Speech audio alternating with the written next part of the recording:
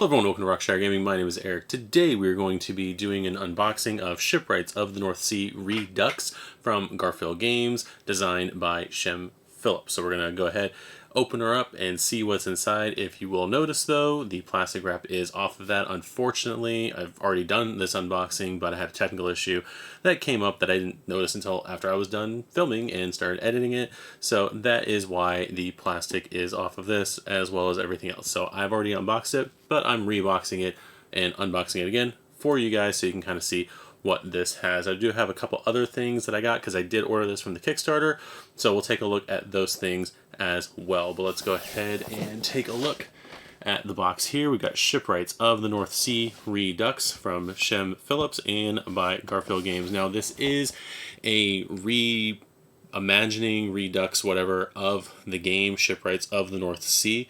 The game's been out for quite a while. There's a whole North Sea trilogy of games, but they basically took this one and basically recreated it for this new release. So we'll kind of go over some components of this one that you need for some other stuff, and we'll get into that here in just a minute. So, like I said, Shipwrights of the North Sea Redux. We will flip it over to read the flavor text on the back. Shipwrights of the North Sea Redux is set in the early years of the Viking Age, circa 800 AD. As Viking shipwrights, players compete to construct the greatest fleet of the North Sea. Players must collect oak, wool, and iron, as well as getting other craftspeople on board to help. Gold is a precious commodity and must be spent wisely. As you would expect, the township is filled with an array of characters, bad and worse. Better hope they're on your side. So this is a showing of how the game is kind of laid out and whatnot. The player boards here, the main board there, says Redux. This is a completely new reimagined game designed to replace the original release of Shipwrights of the North Sea. The original game is not required to play this new Redux version, and it includes components to allow compatibility with the North Sea Rune Saga, which is a expansion that you can purchase that basically allows you to play all three games as chapters and then have a goal at the end that you're working toward. So now we are going to take a look, not in a book, but in the box right over here. Put the lid right there. And we have our rule book for Shipwrights of the North Sea. Game design by Shem, Phillips. Illustration by, not even going to try. I'm not even going to try to say that name because I would get it completely wrong, which is unfortunate because, again, going through all the card artwork and everything in here, the artwork to me looks amazing. I really do like the way the characters designed, all the layouts and everything, the boat designs, everything like that. Everything art-wise looks good. I am not going to pronounce that name under illustration because I don't want to dishonor that artist. So there is that. So we're going to take a look here at the rules. We've got the introduction, the aim of the game, the various components here, which we're going to go over in just a second. More components, more cards, notes about the Redux version, the update for Rune Saga, which we will take a look at that once we get the components going here. We've got the various rules for setup, the Nemesis cards here that you're going to use for solo play, talking about the village cards over here.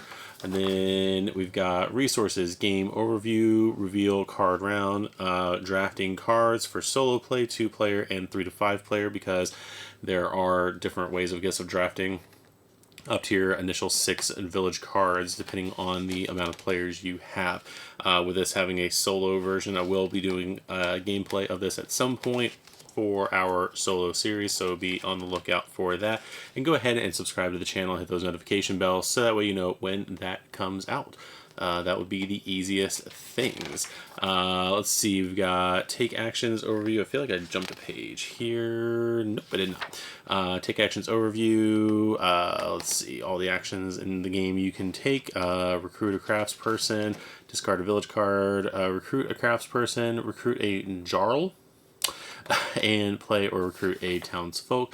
More actions on the sides right here, and let's see, more, I don't know why I can't flip this easier. More actions to take actions, trade resources, raid a settlement, finally gain income there, distribute hero cards, and end of round, end of game scoring, all those things. And then we finally have our reference sheet on the back. So we're going to go back over here to game components while we look at the game components. So we do have our money right here. We do have our 50 silver, as well as our updated runes for Rune Saga. These are going to be the rune stones right here. There's an example of that on that side there, and then we'll flip it over to the back right there. Are they all the same color? Yeah, they're all red. So again, not played through these games. This is the first game from Shem Phillips that I own. Not purchased, but own, because I do have I think Ezra and Nehemiah on its way as well, which I believe is from him as well. So but yeah, these are the rune stones for the Rune Saga. Now with the silver pieces right here, we'll take a look at those again. Those are the cardboard silver pieces that you get with the game. I did, and again, I opened these already, but I'll show you. I did get the North Sea metal coins right there. These are 50 metal coins that you can get extra. At least I got them through the Kickstarter. I don't know if they are sold outside of that, but these are examples of those metal coins right there. So I prefer the metal coins. Just like when you're doing stuff, you get that little jingle jangle right there. Oh, missed the bag completely there. So that is going to be those metal coins. Again, anything that you can do to, just to deluxify a little bit your games is, going to show on the table. So that is pretty cool there. Anyway, but we got the cardboard tokens right here, and so we'll put those there. Then next we have our 5-player boards. So there's an example of the player board there. Excuse the shadows. Still working on lighting. So we got the 5-player boards right there, and then on the other side is what that looks like. And again, we have 5 of those because the game is played 1 to 5 players. So we've got the player boards right there, and then the next thing we have is the one main board, not double-sided like the player board is, but there is our main board nonetheless. So various tracks and whatnot, places for cards. So once we get into gameplays and whatnot, we'll kind of see what those spots are and everything, but we'll for now place that right there, and we'll get closer to this pretty cool insert right here. At least it has spots for the cards. Does have some extra room, so you can probably sleeve the cards, and the wells are deep enough to where you can have nice stacks of sleeve cards here, and you should be fine. So before we get into the cards though, actually let's go, we're gonna go through the components first. Let's see here. We're gonna go in order in the rule book. So first of all, we do have our 50 worker meeples. I'll put that right there so you can see it a little bit better. Look like little Vikings with little horns on them right there. And then put that off to the side. Then the next component here, we do have our oak. So I'm just gonna hold the bag up with that one. So there's our pieces of oak right there. So I'll place that there. Next one, we do have our wool. I can't tell whether or not this is supposed to be looking like little fluffy clouds, or if this is supposed to look like sheep or something, but that is what they have in there for wool. And we have our 40 iron pieces right there, randomly cut pieces of wood there for iron. And then we do have our 40 gold bars, it looks like. So it does look like I have a bag of cheese in my game box. So finally, we do have 15 player markers, 3 of each color. So there is our player markers right there. We do have yellow, red, purple, light blue, and white. So that is pretty nifty right there. So that is going to be all of our components, not counting cards right there. I do want to say that the insert does a pretty good job of being able to put the player boards in here diagonally and holding everything in here. I've actually shook this thing up a few times, and everything pretty much stays put. That is without putting, or that is with still putting back the cardboard pieces there, so, or the punch out boards. So see how that works with when they're out. But for the most part, it held up pretty well for me doing this. None of the cards like flew out or anything like that. We do have a well right here that I am assuming that is going to fit the 50 silver pieces, and then you can just take the bag if you do have the metal coins and throw that in there, and should be fine. I had that in there myself earlier. So let's go ahead and take a look at what kind of cards we have. I'm not going to go in any necessary order from the book. I'm going to reference them to the book, but the first thing of cards that I do have are going to be our 12 round cards, which is an example of that right there. And that's what the other side of the card looks like. Flip it back over. So that is what we got there.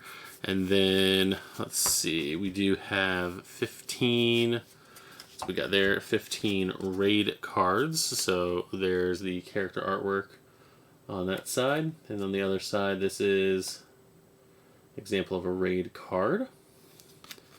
And so we'll put that right there, that right there. See how many we can stack up here. We do then have our 15 trade cards. So there's the character representing that, and then an example of a trade card on the back right there. I'm not sure what that is supposed to be. It looks like spinning of wool of some sort. So there is that. We also do have lumber and looks like fire, smelting the iron. I'm assuming what that is. So anyway, we're going to put that right over here. Next pile of cards. Let's go with this one, maybe. Nope, this one right here. That is, yep, I think that's what I was looking for anyway. So we're going to have our 6 hut cards. So there's what a hut looks like. And there is the other side of it there. So that's an example of the hut cards. Then we do have our 5 laborer cards. There is one in the box for each color player marker. There's that right there, and that's what the other side looks like. So we got that going, and then finally for those 3 cards right there, we do have our Ikja cards, our 5 Ikja cards. Those are, again, one for each player character right there. There's that. And then, let's see, what do we have next? These look like we have our 8 heroes, so there is an example of one of the heroes in the game. There's the other side of the card right there. But there is that character right there. And there are 1, 2, 3, 4, 5, 6, 7, 8 of those. I believe, yep, those are the heroes right there. And if you are playing in the solo mode, we do have the 4 Nemesis cards. I'll just hold those up kind of like that, so you can see what those look like. So that is that right there. And then I think after that it's just the 120 village cards, which it somehow have separated when I put these back between, not sure what, but so there is the 122 village cards, the back of those cards right there. We do have some different buildings here. We do have like the boathouse right there, and then let's see, we've got the church, and let's see, we got a few churches, got a fortress, let's see, longhouse, we got the market hall right there, and let's see, silversmith, so a couple different buildings. And then we do have some other characters like the artisan right here, and then let's see, we got the blacksmith, big burly dude right there, got the carpenter, let's see, the sail maker right there, and then let's see, anything else catching my eye. The weaver looks pretty cool right there, and I think that's and the wood carver. That's gonna be all those different village cards as far as jobs go and buildings. And then finally we get to all the different books. Still, again, looking at our 122 village cards. So we've got the, I'm assuming that says Boosie right there. There's no difference between the two cards, so it looks like all of the same boat, the same stuff on it, or the same markers on it. Let's see, you got the Skipbat right there. Let's see, let's try to find a pretty cool looking one here. Those look like they're going through slime. Let's see, Carve. Got the Gnar right here. And let's see, the Skeed. We got the Bardet. That actually looks pretty cool. Probably mispronouncing it. Right there. And let's see, anything else catching my eye? Anything? Nope. Nothing else catching my eye, but it looks like we do have some other characters in here that I didn't realize. We've got the Adventure Antagonist, Barbarian, Berserker, the Huntsman. That's a pretty cool one right there. So again, going through all the village cards, again, not sure context-wise who all these characters are. I am going to have to go through and learn how to play the game eventually. So there is that. These look like almost named characters right here. The Solvi right there. So there is that, but maybe not. Yep, named. Yeah, because those look almost the same for a second there. So yeah, so that is going to be all the components that came with the main game, plus the coins. The other thing I did want to show off here is we do have this promo pack right here of looks like extra villagers. So this is the Legends promo rules right here. Set up, shuffle the 6 legend cards into the village draw pile. Once in a player's hand, legend cards may be placed to the left of their laborer card and any hero cards they might have. They follow all the same rules as hero cards, but must be discarded at the end of each round. There is no cost to place a legend card. There is no limit to how many each player may have at one time. Players may activate their legend cards multiple times each round. So there is that. Am I opening this from the right side? Yes, I am. The correct side, right side, whatever. So let's go ahead and take a look at that. So these are 6 legends right here. So again, there's that card, legend promo card rules. So it gives rules for each one of the legends. And this is what they kind of look like right there. An example of one, and there is an example of another one. So those are going to be the 6 legend cards that got with the Kickstarter on there.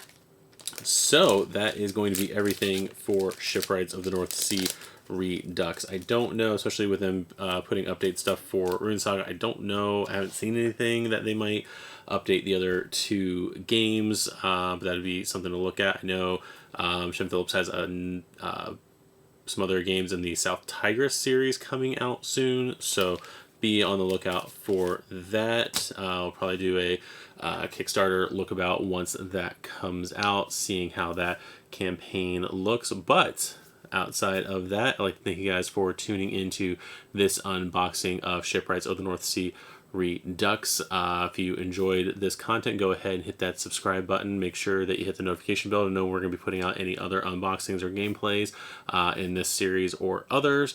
And I think that's it. Make sure to like the video as well, and we will see you guys in the next video. Bye-bye.